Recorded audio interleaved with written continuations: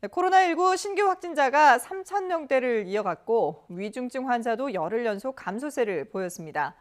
유행 상황이 안정세를 보이는 가운데 오는 16일 종료되는 현행 거리두기를 어떻게 조정할지 관심이 모아지고 있습니다. 신상엽 감염내과 전문의와 함께 자세한 코로나19 상황 진단해 보겠습니다. 안녕하십니까? 네, 안녕하세요. 예. 자, 오늘 발표된 신규 확진자 수가 3,510명, 역시 이제 3,000명대를 유지하고 있는데요. 위중증 환자 수도 많이 줄었고요. 확실히 이제 좀 안정세로 접어들었다 봐도 될까요? 지금 전체적인 유행의 추세는 이제 안정세로 접어든 게 맞는 것 같습니다. 예. 한때 확진자 수가 8,000명대 가까이 갔다가 지금 3,000명대로 떨어진 상태고, 중환자 병실 가동률도 90%를 육박했다가 지금 이제 50% 초반으로 이제 떨어지면서 네. 어느 정도 이제 전체적인 그런 유행의 양상들은 안정세를 보이고 있는데요. 전체적으로 이제 크가지 이제 지금 우리가 이제 하고 있는 방역의 이제 대책들이 크게 세 가지인데. 네. 이제 이 중에서는 이제 3차 백신 접종이 이제 많이 진행된 부분들이 이제 이런 안정화에 가장 큰 이제 영향을 끼쳤다고 생각을 하고요. 특히 네. 지금 60세 이상의 경우는 3차 백신 접종률이 80%를 넘어갑니다. 예. 그래서 실제적으로 위중증으로 진행하는 이제 60대들의 그런 확진자 수가 줄면서 위중증 환자 수가 줄어들고 확진자 수 전체 중에서 위중증 환자 비율 자체가 같이 줄어들면서 일차적으로 이제 가장 큰 영향을 주고 있는 것 같습니다. 예. 이렇게 이제 확진자 수도 줄고 위중증 환자, 특히 이제 위중증 환자 수가 줄면서 병상도 조금 이제 숨통이 튀었을 것 같은데요. 실제 병원 의료계 현장에서도 많이 느끼시나요? 지금 그 과거와는 달리 이제 어느 정도 이제 이렇게 대기 환자가 막 많이 발생을 하고 있는 그런 상황은 이제 아닌 것 같고요. 네. 일차적으로 지금 말씀드렸듯이 60세 이상 이제 그런 위중증 환자들이 이제 줄어들면서 그게 이제 영향이 1, 2주 뒤에 나타나는데 네. 앞으로 또 1, 2주 뒤에는 좀 더 이제 여유를 좀 가질 수 있는 그런 상황이 되지 않을까 기대를 하고 있습니다. 예. 지금 이제 백신 접종률이 높아지고 있다라고 말씀하셨는데 이 백신 접종과 함께 학원이나 독서실 등 교육시설에서 이 다중 이용시설 전반에 방역 패스 효력을 중단할지 어제 법정 공방이 벌어졌습니다. 집행정지를 신청한 측과 그리고 정부 측의 입장을 차례대로 들어보겠습니다. 생존권이나 기본권 침해가 너무 중대하고요. 뿐만 아니라 의학적으로도 우리 국민의 생명과 건강에 지대한 위해를 미치기 때문에 미접종자들의 생명과 안전을 보호하는 한편 우리 의료 체계 여력을 확보하기 위한 중요한 수단이라고 하는 점을 좀 충실하게 설명드렸습니다. 네, 이렇게 백신 접종률을 높이기 위해서 정부는 이제 방역 패스를 도입을 했는데, 근데 일각에서는 이게 너무 기본권을 침해한다, 너무 무리한 조치다라는 반발도 있습니다. 교수님께서는 이번 이 논란을 어떻게 보고 계시나요? 사실은 이제 그 코로나19가 이제 지금 유행하는 상황이지 않습니까? 예. 지금 1차적으로는 지금 델타 변이가 유행을 하고 있는 상황입니다. 그런 상황에서 아까 말씀드렸듯이 지금 우리가 갖고 있는 그런 무기, 이제 방어 대책은 사실 크게 세 가지로 요약을 할 수 있는데, 예. 이제 3차 백신 접종을 통해 가지고 델타 변이에 대해서 이제 대응을 하는 부분, 이 부분은 일단 이제 고위험군에서는 이제 많이 진행이 되고 있는 것 같고요. 네. 또 하나가 이제 사회적 거리두기를 이제 완화하지 못하고 계속 유지를 하고 있는 부분, 이제 그게 또 하나가 있고, 또 하나가 이제 지금 그 갖고 있는 정책이 이제 결국은 방역 패스라고 얘기하는 백신 패스거든요. 네. 근데 이제 결국은 이제 그 우리가 그 유행을 대비하는 100이라는 그런 그 만큼을 갖다 이제 노력을 해야 된다 그랬을 때 이걸 배분을 해야 되는 그런 입장이라고 생각을 합니다. 그런데 백신 접종 같은 경우는 지금 3차 백신 접종이 잘 유지가 되다가 지금 방역 패스 관련으로 지금 접종률이 좀 떨어지고 있는 상황이고, 네. 그 사회적 거리두기는 지금 예나 지금이나 거의 한 달 정도 유지를 하고 있는 상황이고, 그럼 이제 정부에서 지금 기대를 했던 건 뭐냐면, 일단은 지금 델타 변이의 그런 위중증 환자 숫자가 3차 백신 접종, 고령층 접종을 하면서 줄어들고 있기 때문에 네. 단계적 일상회복을 시작하기 위해서는 어느 정도 급격한 환자 발생을 줄이기 위한 안전판이 필요를 한데, 네. 그런 안전판으로 사회적 거리두기를 유지할 수는 없으니까 방역 패스라는 걸 도입을 하게 되면 그 방역 패스의 기본 그 취지는 백신 접종을 독려하겠다 이게 아니고, 다중이용 시설을 이용할 때에 예. 안전성이 담보된 사람들이 이용하게 되면 그 다중이용 시설을 통한 유행이 줄어들게 되고 이용하는 사람들이 안전하게 됩니다. 그러니까 네. 방역 패스 도입을 하게 된다 그랬을 때 다중이용 시설의 위험도가 낮아집니다.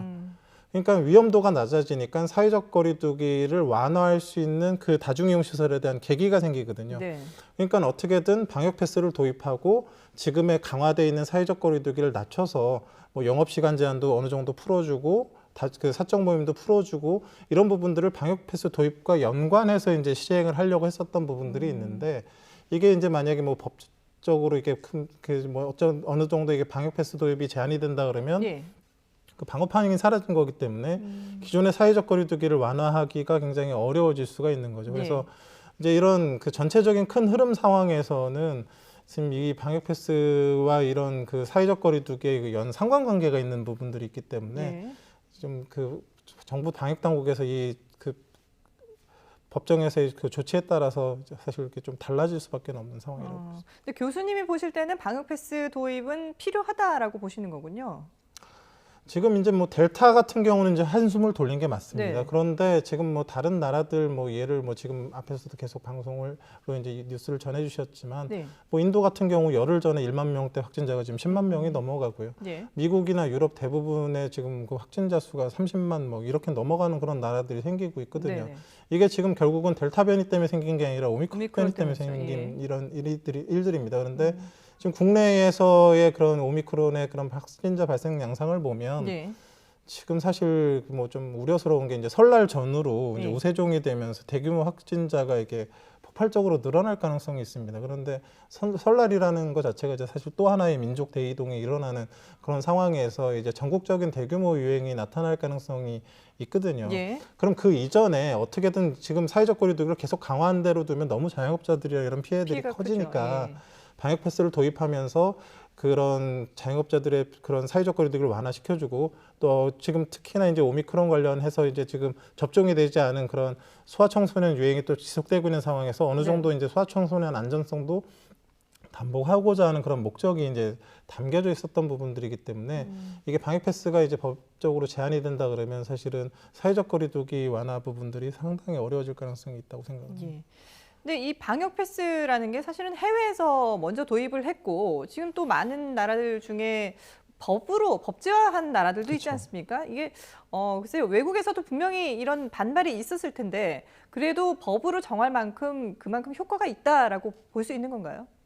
근데 지금 해외와 우리나라는 상황이 조금 다릅니다. 예. 왜냐하면 뭐 프랑스 이런 나라들은 지금 뭐 어찌 보면 가장 뭐 자유 이런 것들이 강조되는 나라긴 네네. 한데 백신 패스가 그냥 법안이 통과돼 그렇죠. 버렸습니다. 예. 의무 법안이. 심지어 뭐 이탈리아 같은 경우는 50세 이상은 그냥 아예 백신 접종을 의무화 시켜버리고요. 네네. 지금 대부분의 유럽이나 미국 같은 나라들에서 뭐 식당 카페는 물론이고 대중교통 이용도 지금 못하게 하겠다. 예. 이런 나라들이 지금 늘어나고 있거든요. 근데 그 이유는 지금 오미크론이 유행하면서 지금 뭐 30만, 50만 이렇게 확진자가 나타나다 보니까 이거는 정부 정책적 이런 부분들이 아니라 당장의 생존을 위해서 사실 떠밀려서 도입하는 그런 부분들이 크거든요. 예. 근데 우리나라는 지금 그런 상황은 아닙니다. 이 방역 패스 도입 자체가 자영업자 피해 이런 부분들을 줄이기 위해서 사회적 거리두기를 완화하기 위한 그런 안전판의 형태로 일시적으로 방역 패스를 도입했다가 그게 잘 정착이 되면 이 방역 패스를 이제 제거하고 사회적 거리두기 완화되는 걸 유지하겠다 이런 안전판의 형태로 도입하려는 그런 취지가 제가 보기엔 지금 훨씬 더 큰데 예. 이제 그런 부분들이 이제 좀 다른 나라와는 양상은 다르지만 근데 만약에 이제 이게 만약에 진짜 뭐 방역 패스도 도입이 안 되고 사회적 거리두기도 그냥 완화하고 이런 상황에서 설날 전후로 진짜 대규모 유행을 한다 그러면 네. 나중엔 정말 등 떠밀려서 방역 패스를 도입해야 되는 그런 좀 안타까운 상황이 벌어질 수도 있는 부분들이라서 사실 이게 좀 상황을 좀 길게 놓고 좀 봐야 되는 부분들이 있을 것 같습니다. 예. 지금 방역 패스 도입은 일시적인 것이다라고 교수님께서 말씀하셨는데, 근데 일시적이라고 하기에는 이게 이제 언제까지 방역 패스가 유지가 될지 모르는 상황이기 때문에 이 국민들 입장에서는 물론 이제 백신 접종을 해서 방역 패스를 활용을 할 수 있으면 괜찮지만 뭐 본인의 건강상의 문제라든지 아니면 뭐 다른 이유, 뭐 특별한 이유로 인해서 백신을 접종하지 못하는 경우도 있거든요. 그랬을 경우에 또 이 분들이 입는 피해가 상당하다 이런 주장을 하고 있는데 그럼 이런 경우는 어떻게 해야 될까요? 예외를 인정하기 시작하면 또 편법들이 계속 나올 수 있지 않겠습니까?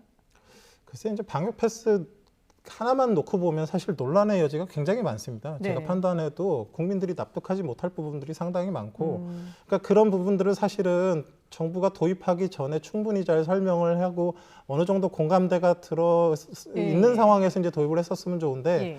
그러지 않다 보니까 이런 혼란이 생기는 건데요. 이 방역 패스 예외에 대한 부분들에 대해서만 조금 얘기를 드린다 그러면 사실 뭐 저 같은 경우는 해외여행 클리닉을 하게 되는데 네. 그 말라리아가 유행하는 지역으로 그 신혼여행을 가시겠다는 분들이 가끔 있습니다. 네. 전 되도록이면 말립니다. 어. 왜냐하면 임산부가 사용할 수 있는 그런 임신 가능성 있는 분들이지 않습니까? 예. 임산부가 사용할 수 있는 약도 마땅치가 않고요. 백신 접종이 개발되어 있는 것도 아니고 그러니까 위험하다라는 거거든요. 그러니까 네.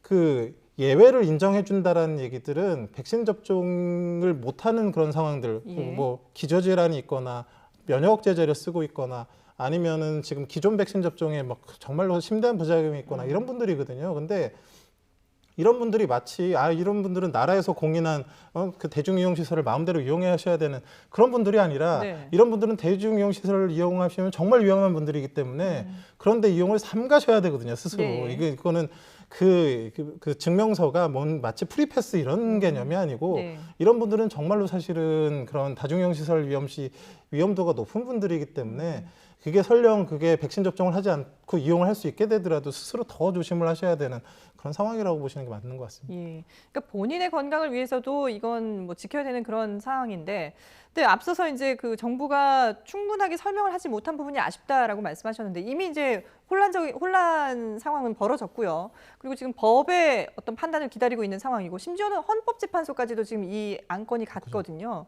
그러면 어떻게 지금 이 상황에서 이걸 어떻게 해결을 해야 될까요? 법원의 판단만을 기다려야 될까요? 어떻게 될까요? 일단 좀 법적으로 간 상황이기 때문에 법의 판단을 기다려야 되는 건 이제 어찌 보면 어쩔 수 없는 상황인 것 네네. 같고요. 다만 사실은 이게 좀 그런 건 있는 것 같습니다. 이제 뭐 저는 뭐 사실 뭐 정부 당국에 뭐 어떤 자문을 하거나 그런 상황은 아니기 네. 때문에 그냥 제가 옆에서 이렇게 보면서 그런 부분들은 있어요. 방역 패스를 사실 정부에서 도입을 안 해도 예.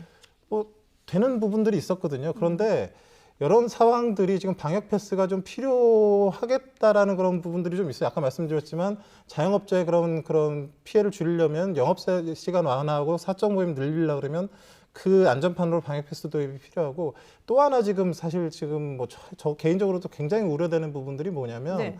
오미크론이 이제 대규모 유행을 할 가능성이 진짜 굉장히 높습니다. 그런데 이 오미크론은 뭐 흔히들 알려져 있기에는 무슨 뭐 그 중증도가 낮고 예, 뭐 예. 입원율도 낮다 뭐 이렇게 알려져는 있는데 이게 뭐 좀 복잡한 뭐 설명을 드리긴 그렇지만 이게 지금 소아 같은 경우는 굉장히 감수성이 높습니다. 그래서 뭐 지금 좀 전에도 뭐 그 레포트로 나왔지만 미국 같은 경우는 뭐 4세 이하의 네네, 아이들 아이들, 입원율이 예. 굉장히 올라가고 있는데 예. 소아 감수성이 굉장히 높습니다. 그래서 소아 청소년 같은 경우에 있어서는 그런 확진자 수가 급격하게 늘 가능성이 있습니다. 네. 그래서 그 여러 가지 부분들을 봤을 때 사실 방역 패스를 지금 그 18세 이상의 그 기본 접종 완료자가 94.1%, 사실 그 방역 패스 대상자가 18세 네네네. 이상에서는 상당수가 적은데 지금 소아청소년에 도입하려고 했던 취지 자체가 전면 등교를 위해서 접종이 필요한 부분들도 뭐 있고 그러지만 이 네. 오미크론의 유행 상황에서 소아청소년 그 확진자들이 굉장히 급격하게 늘어날 가능성이 있고 그런 상황에서 학원이나 이런 곳을 통해서 이제 대규모 유행이 됐을 때에 사실은 좀 정부에서 감당하기 어려운 부분들이 사실 예측이 되는 부분들이 있거든요. 그래서 네. 그런 부분들을 사실 국민들에게도 설명을 하고 법정에서도 좀 설명을 해서 예. 이게 어느 정도 합의를 이루어진 너무 과하게 이제 도입하기보다는 이렇게 어느 정도의 그런 유행을 막을 수 있는 통제할 수 있는 정도로 이렇게 좀 효율적으로 사용될 수 있게 좀 이렇게 정리가 됐으면 좋겠습니다. 예. 그러니까 조금 더 국민과 어떤 소통을 하고 공감대 형성을 좀 더 이룰 필요가 있다라고 말씀을 해주신 걸로 알겠습니다. 지금 이제 오미크론에 대한 우려를 말씀해 주셨는데 그럼 오미크론을 조금 더 들여다보죠. 지금 뭐 설 연휴를 전후로 해서 이게 또 위험한 고비가 올 수 있다라고 말씀하지 않으셨습니까? 실제로 이제 3월이 되면은 이 오미크론 확산 때문에 오미크론이 우세종이 되면 우리나라에도 2만 명까지 확진자가 늘 수 있다라는 전망이 나오고 있거든요. 이게 실제 가능한 얘기인 건가요? 네, 뭐 저는 충분히 가능한 얘기라고 생각을 합니다. 예. 왜냐하면 이 오미크론이라는 그런 변이가 지금 기존에 맞았던 백신들을 사실상 그 항체를 무력화시키는 효과가 굉장히 큽니다. 그래서 네. 그냥 접종을 안 한 상황에서 걸리는 수준으로 굉장히 이제 그 걸릴 가능성이 있는데 문제는 이 전파력이거든요. 네. 이 오미크론이라는 그런 바이러스의 특징 자체가 지금 그 변이가 일어나면서 원래 그 코로나 바이러스가 인체에 결합하게 되면 스파이크 단백질 부분이 결합을 해가지고 퓨린이라는 효소에서 끊어지고 그다음 템프레스트라는 효소에서 끊어지면서 그 세포 안으로 진입을 하게 됩니다. 그런데 이게 특이적으로 이 템프레스트가 잘 작동을 하지 않습니다. 오미크론에. 그래가지고 이 오미크론 바이러스가 주로 이제 감염시키는 데가 폐에 이제 템플레스2가 주로 있는데 네. 깊숙한 폐렴을 주로 일으키는 게 아니라 기관지에 굉장한 감염력을 가지게 돼서 굉장한 염증을 일으키거든요. 예. 그러니까 가까운 곳에서 감염이 많이 일어나니까 금방 외부로 나오고 전파력이 델타보다도 2배에서 2배 반 정도 된다고 하거든요. 예. 그러니까 대부분 지금 해외 나라들이 뭐 남아공 같은 경우 뭐 좀 그 확진자 수가 뭐 기하급수적으로 늘어났고 대부분 예. 유럽도 기하급수적으로 늘어나고 있거든요. 우리나라 역시도 그렇게 기하급수적으로 지금 늘어날 가능성이 충분히 있고 네. 그래서 심지어는 지금 정부에서 그 검사 우리나라의 그 PCR 검사 역량이 지금 엄청나게 충분함에도 불구하고 네. 이 검사 역량이 부족할까봐 뭐 다른 대책까지 뭐 예. 세우겠다는 이런 얘기까지 할 정도로 예. 사실은 방역 당국에서 고민이 굉장히 큰 부분이 있습니다. 아. 그래서 확진자 수가 진짜 대규모로 늘어나게 됐을 때의 대응을 위해서 사실 큰 그림을 가지고 백신 접종과 방역 패스와 이런 사회적 거리두기를 다 같이 다뤄야 되는데 네. 그런 큰 그림 하에서 이제 사실은 확진자 수 급격한 증가들은 사실 상수로 놓고서 우리가 예. 대응을 할 수밖에 없는 상황이라고 봅니다. 그 오미크론은 이제 설명해 주시면서 전문적인 용어가 나왔습니다만은 이게 델타와는 다른 게 폐까지 들어가지 않고 기관지에서 영향을 미치기 때문에 훨씬 더 이제 확산이 빠르다라는 말씀으로 이해가 되는데요. 근데 지금 말씀하신 것처럼 정부는 일단 이 오미크론 변이가 확산세는 전파력은 강하지만 중증도가 낮기 때문에 신속하게 검사를 하는 것이 더 중요하다고 해서 신속 항원 검사를 도입하겠다라고 지금 얘기를 하고 있거든요. 근데 이 검사 자체가 빨리 결과를 알 수 있다는 장점은 있지만 그동안에도 정확도가 좀 떨어진다 이런 지적이 있지 않았습니까? 어떻게 봐야 될까요? 뭐 제 개인적인 사견입니다만은 예. 그 신속 항원 검사는 도입되지 않는 게 좋다고 생각을 합니다.